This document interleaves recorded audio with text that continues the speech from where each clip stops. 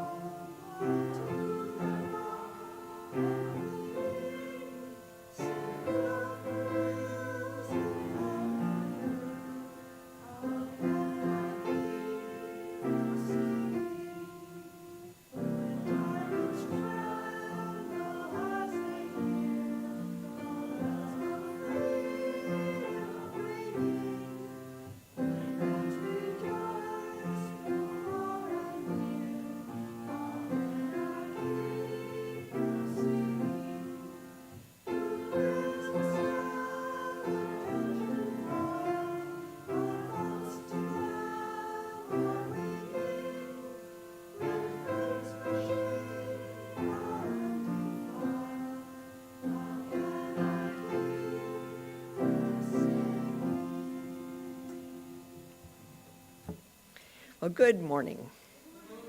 My name is Nancy Kelmy, and I'm happy to be your lay leader today.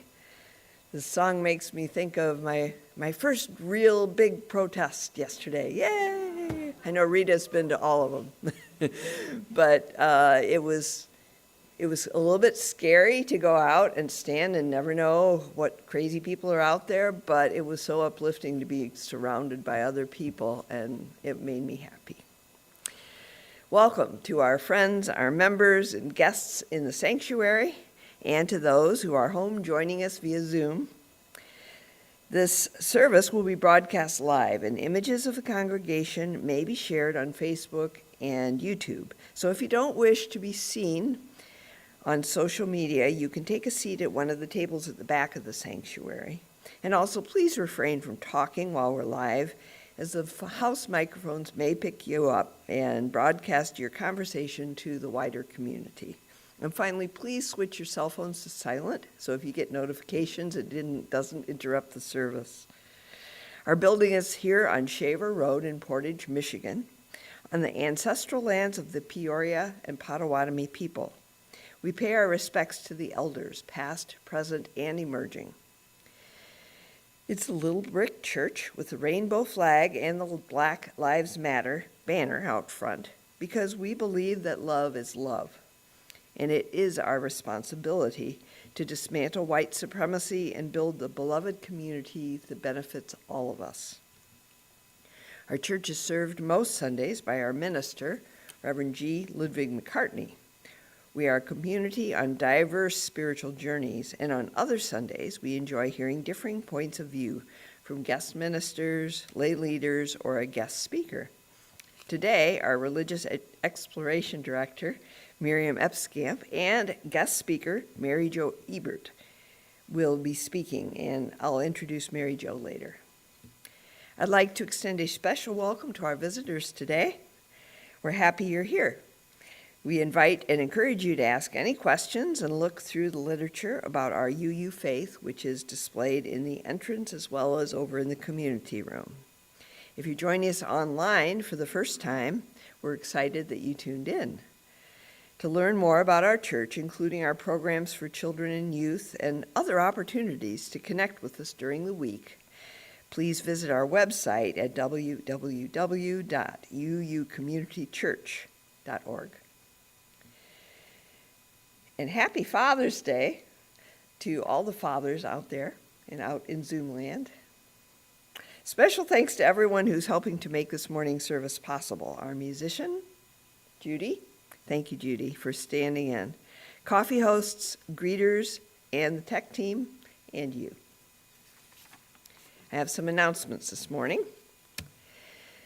Watch our website for an invitation to an Isaac workshop, Organizing During Troubling Times, with Reverend Katoya Roberts. We will engage in community building and practice organizing strategies. Everyone is encouraged to attend one of the workshop sessions held Saturday, June 21st at El Concilio from 9:30 a.m. to 2 p.m. or on Sunday, June 22nd at UUCC from 12:30 to 5.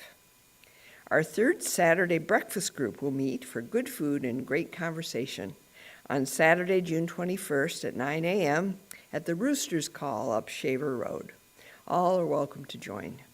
Talk to Ron Kroll to RSVP or if you have any questions. Mark your calendars for the UUCC Backyard Barbecue at Reverend G and Patty's house on Sunday, July 20th. In case you got the date confused, Sunday the 20th of July, not June. Come enjoy a joyful summer evening in a beautiful shaded backyard with friends, laughter, games, prizes, delicious food, and incredible music from Kirk Roundhouse, a seasoned performer and Berkeley-trained musician who will treat us to classic hits by Billy Joel, Elton John, Joni Mitchell, ELO, the Eagles, and more. Sounds like they're all from my generation. It's a baby boom concert. Tickets are $20 a person, and all proceeds go to support the ministries of this Unitarian Universalist community, We hope to see you there.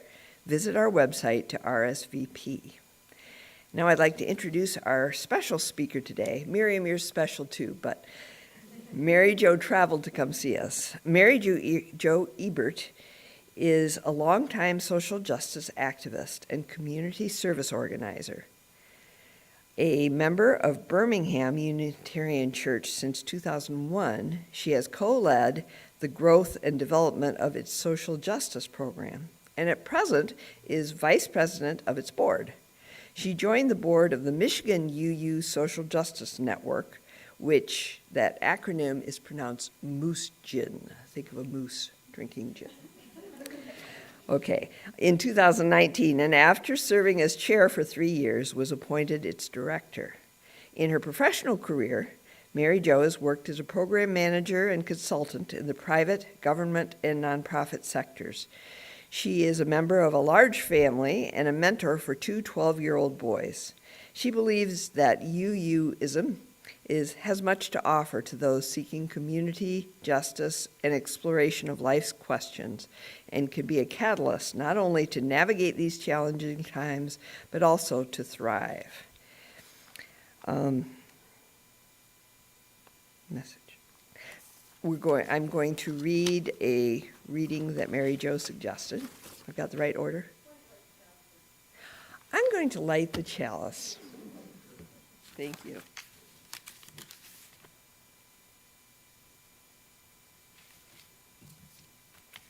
I'm a little bouncing around today, I'm sorry. Around the world, Unitarian Universalists begin their meetings by lighting a chalice. We are truth seekers and seek a truth strong enough to withstand our questioning and even our doubts. The flame reminds us that what we have in common here, and so now we bring it to life. In the light of truth and the warmth of love, we gather to seek, to sustain, and to share. And now, Mary Jo's going to read it. I'm sorry.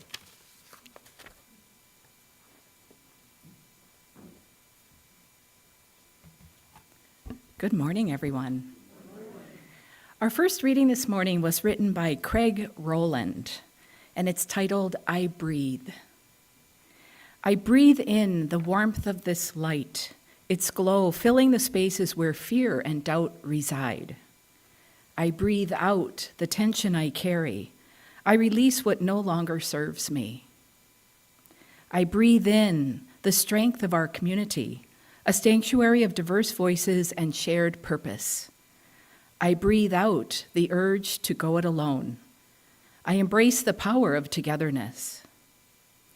I breathe in the courage to speak truth even when it trembles on my lips. I breathe out the silence that holds me back. I make space for honesty and justice. I breathe in the hope of transformation, knowing we are here to build and to heal. I breathe out despair, trusting that change is born in small acts of love. May each breath remind us of the sacred rhythm of life, the pulse of creation, and the power we hold to shape the world around us.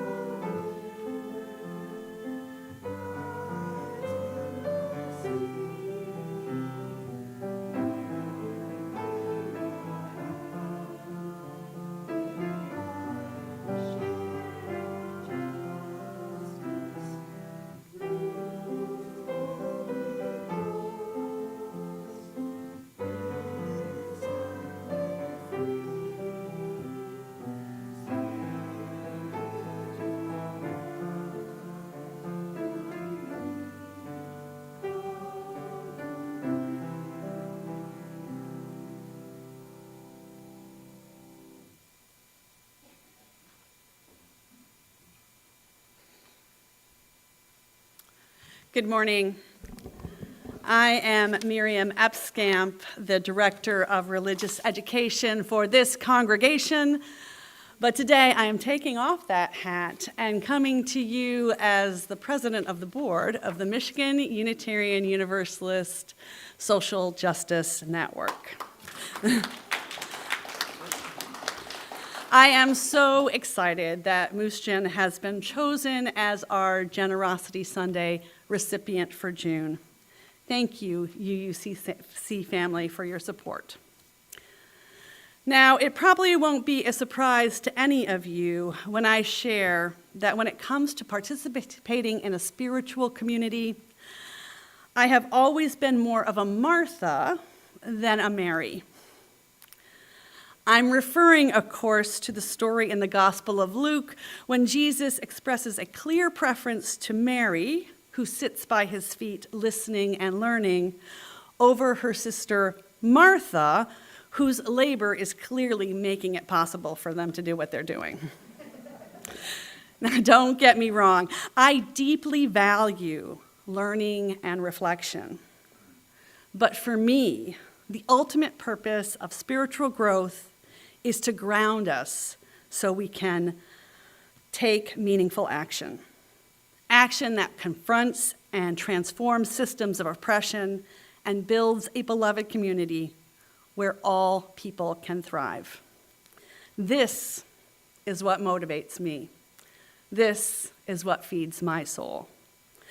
And this is why I'm so excited to be working with the Michigan UU Social Justice Network. Moose Gin creates connections between all 24 Unitarian Universalist congregations in Michigan, from way up in the Keweenaw, at the Keweenaw UU Fellowship in the UP, down to Berrien UU Fellowship in St. Joe, over to the UU Congregation of Grand Traverse, and over to First UU of Detroit. And Moose Gin provides opportunities for collective action. The whole premise behind the organization is that together we can do so much more than we can alone.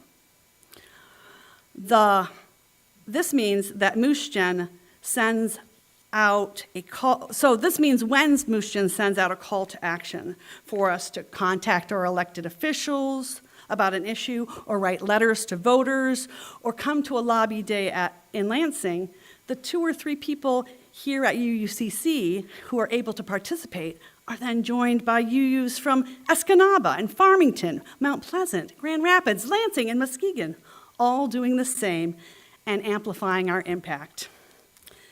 These connections also provide pathways for congregations to collaborate outside Moose Gin programmings. I met somebody through Moose Gin from the Keweenaw Fellowship up in the UP, who was part of his congregation's sustainability group. They wanted to participate in the UU Climate Revival that we had last fall, but they didn't have the volunteers to put on a workshop. So I, hearing his story, was able to invite him to participate via Zoom in the workshop that we put on at People's Church. They were able to participate in something that would have been out of their reach because of the connection, the collaboration, and the action nurtured by Moose Gin. We also recognize that at most, there are only about 2,000 UUs in Michigan.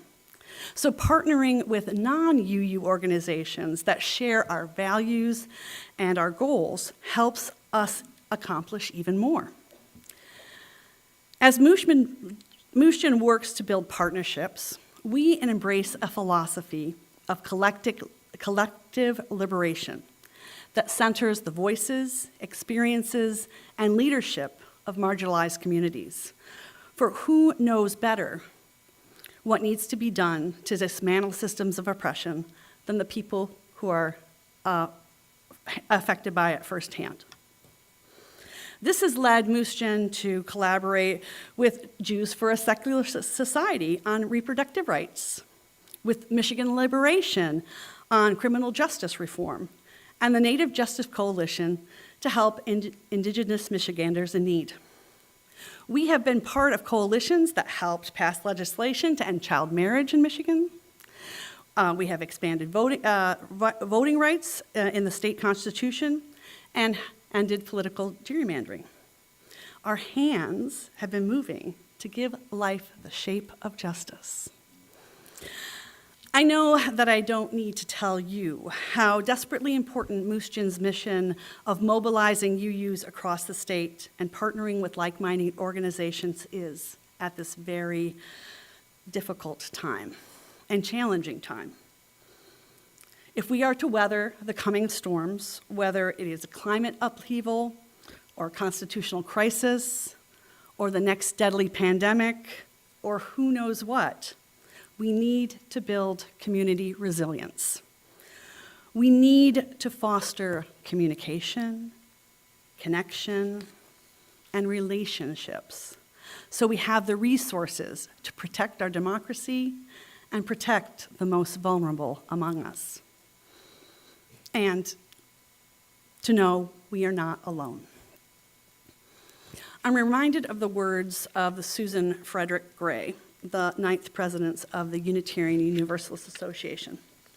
She gave these remarks at General Assembly in June of 2018, and they still resonate today. As a people of faith who say we are committed to justice and compassion and equity, as a faith tradition that says we are committed to the inherent worth and dignity of all people, as a faith that says we are committed to respect the interdependent web of life, we have a critical role to play in this time. Two things are absolutely clear to me. Number one, this is no time for a casual commitment to your faith, to your community, and your values. And number two, this is no time to go it alone or to think that we're in this alone. Now is the time to build stronger relationships across our faith, to deepen partnerships and commitments with those most impacted and on the front lines of campaigns for liberation.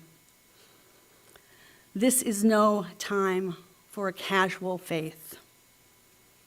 This is a time for greater commitment to generosity, to one another, and this community that sustains our courage and love.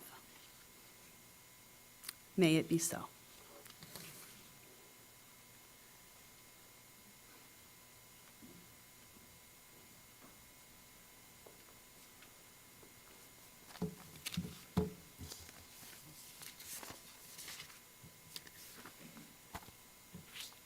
Okay, we have another reading here.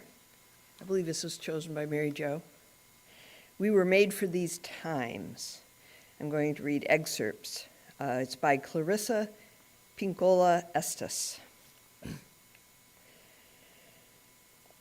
She is an American poet, post-trauma specialist, Jungian psychoanalyst, and she's also the author of Women Who Run with the Wolves. My friends, do not lose heart. We were made for these times. I have heard from so many recently who are deeply and properly bewildered. They are concerned about the state of affairs in our world now. I urge you, ask you, gentle you, to please not spend your spirit dry by bewailing these difficult times. Especially do not lose hope, most particularly because the fact is we were made for these times.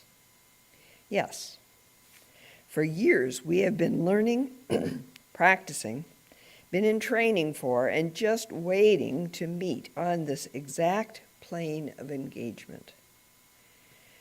I grew up on the Great Lakes and recognize a seaworthy vessel when I see one. Regarding awakened souls, there have never been more able vessels in the waters than there are right now across the world. and they are fully provisioned and able to signal to one another as never before in the history of humankind.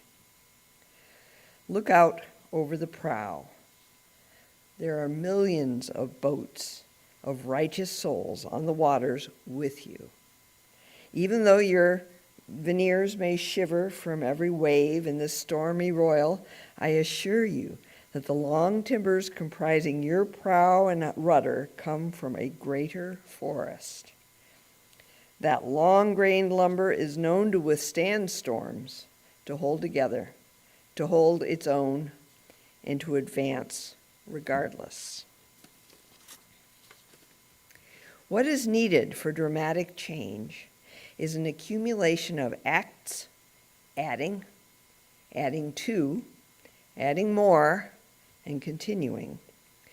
We know that it does not take everyone on earth to bring justice and peace, but only a small, determined group who will not give up during the first, second, or 100th gale.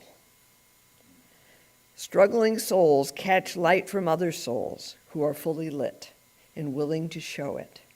If you would help to calm the tumult, this is one of the strongest things you can do. In my uttermost bones, I know something, as do you.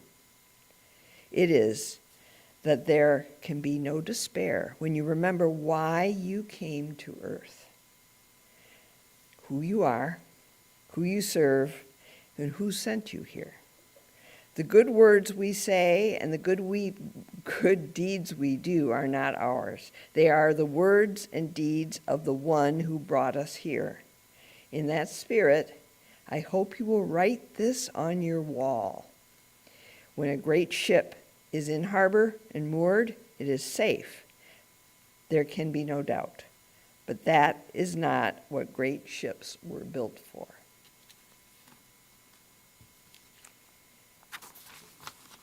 And now Mary Jo will come.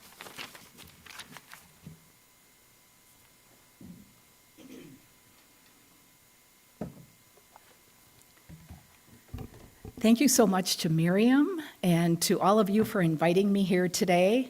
It's really wonderful to be here on this beautiful sunny morning. I'm here from the Detroit metro area where I live, and I bring greetings from my home church, Birmingham Unitarian Church in the suburbs of Detroit. We are really blessed to have Miriam serving as our board chair. You probably won't be surprised to hear that she is a real asset to our board and our work. I'm grateful, Miriam, for your partnership and the passion with which you do justice work. Let's take a minute to acknowledge the moment that we're in. I think many of us would say that we are witnessing or directly experiencing a daily affront to the guiding principles and values of our chosen faith. We see reckless, cruel disregard for the dignity and well-being of whole swaths of people. We are witnessing political corruption and the worship of wealth. I'm wondering, do any of you on some days feel a fatigue of your spirit? I see some heads nodding. I know that I do. A fellow activist and friend of mine, Harper West, is a psychologist. She says that we are justified in feeling despair. Our nervous system's natural response to threat is to hunker down, to protect ourselves from the threat, like that ship that's safe in the harbor. But she also says we must guard against it becoming a long-standing numbness or hopelessness. Anger and disgust are actually pro-social or moral emotions that signal injustice. The term righteous indignation, that word, indignation, is Latin for dignity being taken away. These feelings can be a catalyst to take action against the immorality that we see. The poet Nikita Gill says, "The rage you are feeling comes from the same place inside your heart as love." Had that ever occurred to you? It hadn't to me. rage coming from the same place inside our hearts as love. This is why you refuse to accept a world where cruelty reigns and rage consumes all. So in other words, rage signals a capacity to love, the capacity to love people that you may never meet.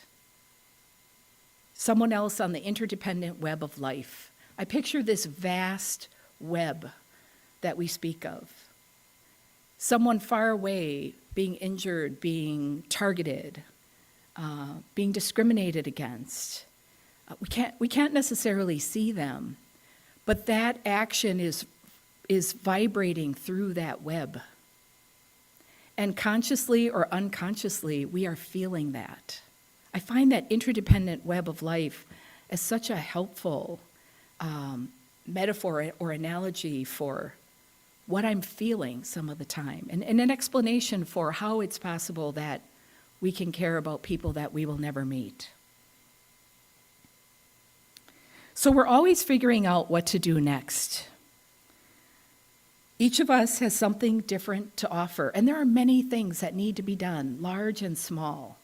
It can depend on where you are in your life, where you are in your reservoir of energy, where you are in your spirit. I know people who pledge to do something small every week. It might be calling an elected official. It might be posting something on social media that is factual. It may be helpful to others to understand a particular situation. It may be going and working at a food bank, or doing one of the many community service projects that are taking place across our congregations and fellowships. Some people are organizers of big projects or leading social justice movements.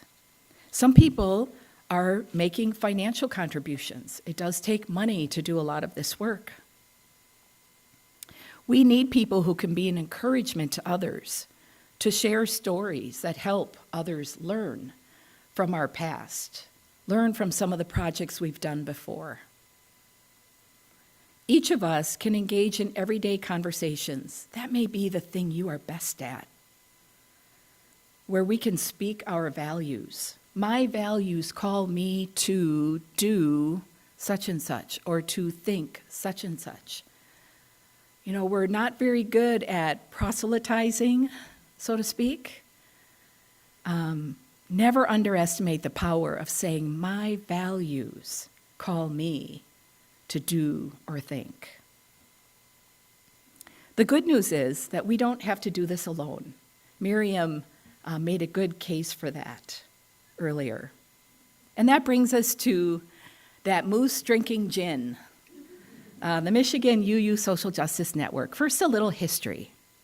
In 2002, a member of my church, George Lentz, was at an event with a member of Northwest UU Church in Southfield, which is a Detroit suburb. And they were talking about the social justice work that their churches were engaged in. And George said to Randy, wouldn't it be helpful if we could join together and do some of this work together and gain some leverage? That led to the founding of what would become Moose Gen, to promote coordination among UU activists in 9 Southeast Michigan congregations, to educate and take collective action on common justice issues. The UU Service Committee, which is our national and international justice group, became aware of this work, and in 2005 offered to provide 4 years of seed money in exchange for expanding the network statewide. Challenge accepted. The network grew to include justice leaders from nearly all Michigan UU congregations at that time across the state. And as Miriam said, they're all in the network now. We are all in this network. Grosse Pointe is just joining, which will be our 25th congregation. Members of our network include church members, activists, allies, clergy from UU congregations, other faith communities, partner organizations, and any individual committed to social justice. Since its formation, Moose Gen has operated as a nonprofit organization with support from fiscal agents. In 2014, we achieved 501c3 nonprofit status. We maintain a board of directors with representation from across Michigan. A few years ago, maybe it's 4 or 5 years ago now, we put in place a regional representation model whereby we are actively gathering information from the congregations in our regions and creating a loop of information that we are sharing back and forth, so that as a network, as a group of organizers of this network, we are much more in tune now with what is going on in our congregations and what they need, how we can be of assistance to their work. The stated mission of Moose Gin is to foster the worth and dignity of people by promoting social justice and community service. I think that community service piece often doesn't get as much attention as it deserves. There's some really impressive community service projects that are being carried out. Our vision is for Michigan faith communities to be connected and empowered to create a more just and caring world. Pretty lofty vision, right? But if you don't put it out there, you'll never achieve it. One of the foundational principles of Moose Gin is that together we can accomplish more than we can do separately. Put another way, we can accomplish different kinds of things. Really, the work that I see going on across congregations and fellowships is pretty impressive. With Moose Gin, we're able to pursue the kinds of things that would be difficult, where it would be difficult to make much of a difference on our own. I'll give you 4 examples. Miriam mentioned the legislative work that we do. We have a legislative committee that combs through many, many, many pieces of legislation that get proposed in any given year. And we're selecting the ones that we think would be of most interest to all of you, and also that represent the needs and the issues of frontline communities with whom we partner. And we offer action alerts and other information out to our contact list, giving them direction on what they can do to share their opinions about those matters or take other action. You may join that contact list if you have not already done that. You can talk with me during coffee hour if you would like to be added to that contact list. We don't spam you. We send maybe 2 to 3 per month, depending on what's going on.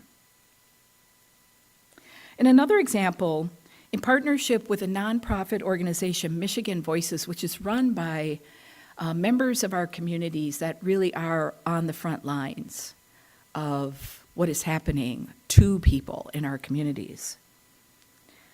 As part of Michigan Voices, we're part of a coalition of dozens of nonprofit organizations that do nonpartisan election protection work. We share a map that has every precinct in Michigan, and each of us mark where we will have a poll challenger or a poll watcher working in that precinct on election day. This enables us collectively to cover as many precincts as possible, so we're not doubling up. This coalition is really quite amazing, the number of organizations that are collaborating on this. Believe it or not, our feedback is welcomed by election clerks because they can't be everywhere. They can't be in every precinct. And we do this in a very positive, nonpartisan way. We are offering information that can help our elections to be secure and accessible, and they welcome that information. We've also joined with others to do phone banking and to drive people to the polls, which was really gratifying for me personally last year. So we're beginning to organize poll monitoring and challenging for this year's August primary and the November general election. Members of any of our churches can participate. In fact, we're hoping to get at least one person from each one of our 25 congregations and fellowships. Some of the other organizations in this coalition don't have anybody in the UP, so they're thrilled to hear that we might be able to get some people out in those precincts in the UP. Another example, on March 1st, we offered a 4-hour workshop called Wage Peace, a gentle guide for angry people. This was to help participants learn how to protest safely and effectively in these times. Things have really changed over the years. There are new things that we need to learn, tips that we can pick up on from others that are out at these protests, how to organize. We had 144 participants from across the state, thanks to the marvels of multi-platform technology. We had about half of those people in person, and the other half were online. We've offered a wide variety of educational topics over the years and will continue to do so. One more example. At the Pride Festival in Ferndale, which is just north of the Detroit city limits, this was a couple weeks ago, 4 of the area UU congregations shared a booth at that festival. I was working a shift there when 3 young people came into our booth and told me about a ballot initiative that they are starting that proposes to eliminate the same-sex marriage ban from the Michigan Constitution. I'd actually forgotten that that's still in there. The Supreme Court ruling has overridden that, but as we know, there are threats to that Supreme Court ruling. And so these people are proposing a ballot proposal that would change the language of the Constitution to remove the ban and put in place language of marriage equality. They told me that someone told them to find the Unitarian Universalists who would be good allies, right? So we're in a conversation with them. I just talked with one of them on Friday. We're starting to get organized to see how we can be of service. They're planning to start collecting signatures next January. They get a 180-day window to do that. So what they're doing now is building a contact list of people who are willing to sign the petition so that when they're ready to get started, there are lots of people that are ready to sign. I want to tell you one more thing about being recognized in our state. It was probably the year before COVID. A group of us from Moose Jaw marched in the Labor Day parade in Detroit. And there was a guy, we had our Moose Jaw banner, and there was a man along the side of the parade route who had a speaker system, and he was announcing the groups as they were coming by. And when he saw our banner, he said, "Here come the Unitarian Universalists. We know we can always count on them to show up for justice." I thought, wow, I'm going to keep marching. We are known for our values. We are known for putting those values into action. Each thing you have ever done has contributed to that. Moose Jaw operates on a modest budget. We are funded largely through individual and congregational contributions, and we also apply for grants. The grant situation is a bit tenuous right now due to the budget slashing that's going on and the economic uncertainty. But there is still grant money that we can apply for. And now, your situation may be similar to mine. Are you getting constant requests for money? Constant requests for donations, right? For projects, for candidates. I ask you to consider directing some part of your charitable contributions toward our own justice-making organization, Moose Jaw. We are a results-oriented culture. We want measurable outcomes. The truth is, we can't always measure the results of this work that we do together. That's one of the frustrations at times of this kind of work. You don't always know whether it's making an impact. So I like something that Mahatma Gandhi said. It's the action, not the fruit of the action, that's important. You have to do the right thing. It may not be in your power, it may not be in your time, that there will be any fruit. But that doesn't mean you stop doing the right thing. You may never know what results come from your action, but if you do nothing, there will be no result. I want to close with something that caught my eye last night. A couple of friends and I attended the No Kings rally at Clark Park in Detroit yesterday. Clark Park is in an area of Detroit known as Mexican Village. It's at the foot of the Detroit end of the Ambassador Bridge. And there were all kinds of people out there at the park. Latinos, Mexicanos, black people, white people, people carrying signs expressing concerns about issues of all kinds. Last night, I was kind of decompressing a little bit, and I was out on social media checking to see what had gone on at the No Kings rallies across the country. And it was actually a response to a post about the Detroit rally by a person by the name of Brent Fisher, who said, "It is effortless to rally behind decency, to come together over kindness, to join hands for love of ourselves and each other. Goodness has no threshold.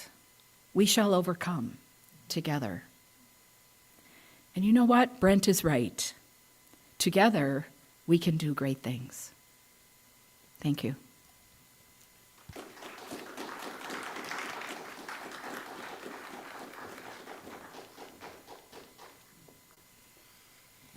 It is now time for our offering. Periodically, UU Community Church holds special Generosity Sunday collections to support local organizations that promote justice, equity, and inclusion in our community. During the month of June, we will be collecting donations for the Michigan UU Social Justice Network that Mary Jo and Miriam spoke about so eloquently this morning. We give to remind ourselves how many gifts we have to offer. We give to remember that we're part of something bigger than ourselves. We give because we can transform this hurting world. And we give with faith that together we have enough. So if you'd like to contribute to our special offering for the UU Social Justice Network, there are a few ways to give. You can place a check made out to UUCC with Generosity Sunday in the memo line in the offering basket anytime in June. You can also mail your check to our building. If you prefer to use a debit or a credit card, you can give online using the church website or the Vanco app on your phone, but be sure to choose Generosity Sunday in the menu. If you prefer to give cash, we'll donate all cash and loose change in the offering plate today to Moose Gin.